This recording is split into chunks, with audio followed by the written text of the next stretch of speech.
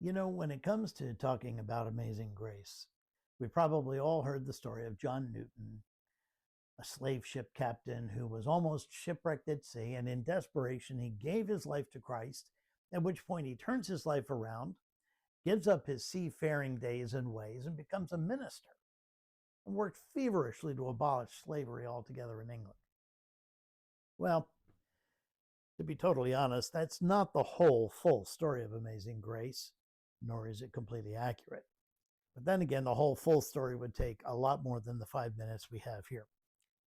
It is, as they say, complicated.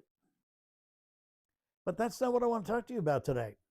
I want to look at Newton's practice as a preacher. You see, every week he wrote hymns to go with the passage of scripture on which he was going to preach. The hymns he wrote were eventually published, along with the scripture, in a book entitled Only Hymns. And here's a modern day reprint of it right here. There on page 40, under the title Faith's Review and Expectation, is the hymn we know today as Amazing Grace. Now, no music, just the words. So the song that Newton wrote was long lost to history. That's a subject we can talk about later. But the portion of scripture on which this is based is here.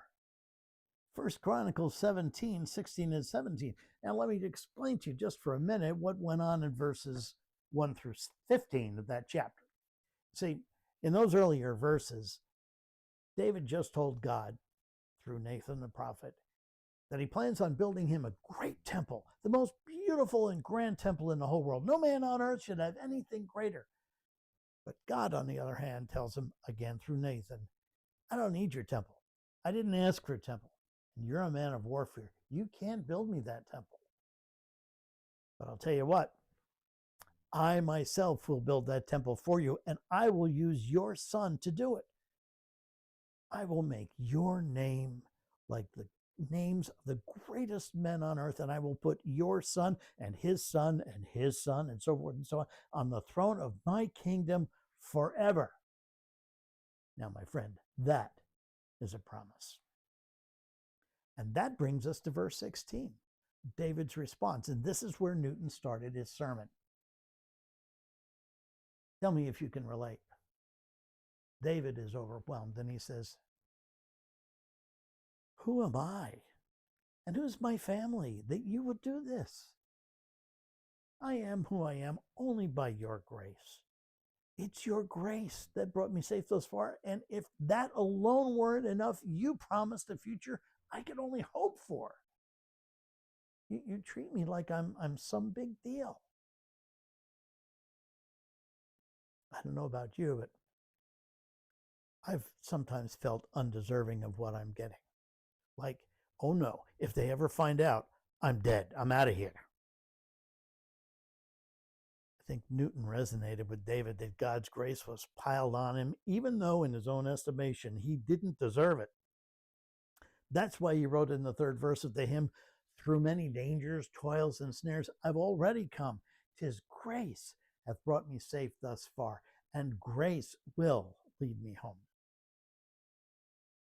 God's answer to David was this, I don't need your works. Trust my grace. God's grace pours down on us at all times. When we don't see it, when we least expect it, even before we even know we need it, his grace pours down on us. God's grace pours down on those who don't deserve it, yet absolutely need it. By the way, hundreds of years later, Paul in his letter to the Corinthians says pretty much the same thing. I am what I am by the grace of God. How awed are we, you and me, by the amazing grace of God? Does it humble us enough to make us be in wonder of him? I hope so. Because it's part of what makes God so amazing. Now, there's much more to this story, and I hope you'll join us in future discussions as we consider some of those aspects. But for now, please make your thoughts and discussions known below and let me know what you're thinking. Thanks for joining me today, and I look forward to seeing you again in our next post. God bless and keep you till we meet again.